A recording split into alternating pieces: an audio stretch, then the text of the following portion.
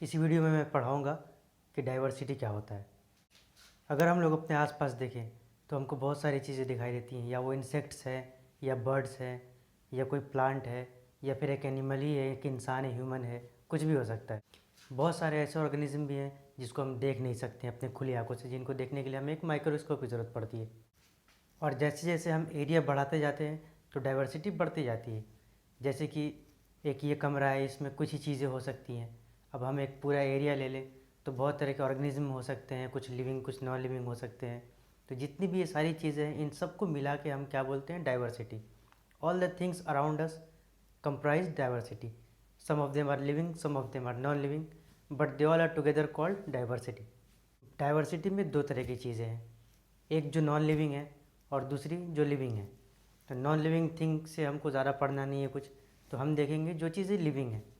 तो जो चीज़ें डाइवर्सिटी में लिविंग है उसको हम कहते हैं बायोडाइवर्सिटी।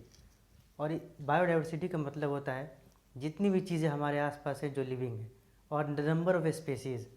इसका कहने का मतलब ये है कि जो हम जब क्लासिफिकेशन करते हैं तो सबसे नीचे जो सबसे स्पेसिफिक क्लासिफिकेशन होती है, बहुत ख़ास करके बनाया जाता है सबसे नीचे लेवल पे, वो होती है स्पेसीज़। जैसे कि ह्यूमन बीइंग है, होमो सेपियंस एक तरह का स्पेसीज़ है। मैंगो प्लांट है, मैंगीफेरा इंडिका जिसको हम बोलते हैं, तो वो भी एक स्पेसीज़ है। तो इस लेवल पर जब हम आते हैं तो जितनी अलग अलग तरह की चीज़ें हैं ये सब हम मिला के हम कहते हैं बायोडाइवर्सिटी। चाहे जितने भी अर्थ पे जितनी भी तरह के स्पेशीज़ हैं उनके नंबर और टाइप्स को हम बोलते हैं biodiversity. The number and type of all organism living on earth, इसको हम बोलते हैं बायोडाइवर्सिटी। अर्थ पे टोटल जो नंबर ऑफ स्पेशीज़ है वो 1.7 टू 1.8 मिलियन है। इसका मतलब है 17 से 18 लाख स्पेशीज़ है, लगभग 18 लाख स्पेशीज़ है अर्थ पे प्रेजेंट। जैसा कि हमने देखा अर्थ पे मिलियन ऑफ स्पेशीज़ है, लगभग 1.7 टू 1.8 मिलियन। और जितनी भी स्पीशीज़ हैं जिनको को हम जानते हैं वो हम अपने एरिया में लोकल नेम से जानते हैं। तो इसके वजह से प्रॉब्लम होती है। जैसे कोई इंसान, हम यहाँ पे आम को आम बोलते हैं, मैंगो को आम बोलते हैं, अब किसी दूसरी कंट्री में जाते हैं, हो सकता है वहाँ कुछ और लोग बोलते हों, तो इस वजह से काफ़ी प्रॉब्लम क्रिएट हो जाती है। इसलिए जितनी भी चीज़ें हैं उनके नाम को स्टैंडर्डाइज़ करने के लिए या फिर एक स्टैंडर्ड नाम रखने के लिए जिस नाम से वो पूरी दुनिया में एक ही नाम से जाने जा सके, इसलिए हमने एक प्रोसेस को अपनाया जिस प्रोसेस का नाम है nomenclature. So this is nomenclature. Nomenclature का मतलब ये होता है कि हम दुनिया की हर चीज़ जितनी भी लिविंग है उसको एक ऐसा नाम दें जो उसका यूनिक नाम हो, और उस नाम से ही उस चीज़ को हम पूरी दुनिया में एक ही नाम से बुलाएं।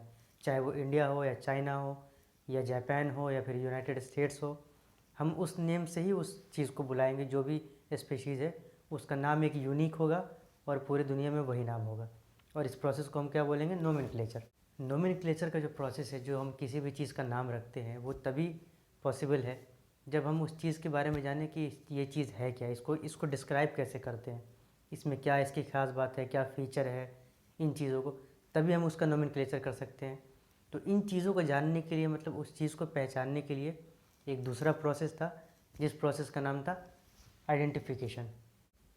पूरी दुनिया के साइंटिस्ट ने फिर क्या किया कि उन्होंने एक ऑर्गेनाइजेशन बनाया, जो ऑर्गेनाइजेशन का काम ये था कि वो हर चीज़ का एक यूनिक नाम रखे।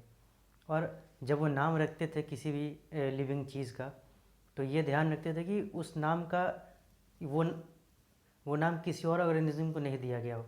वो इस बात का ध्यान रखते थे कि एक नाम के दो ऑर्गेनिज्म बिल्कुल नहीं हो।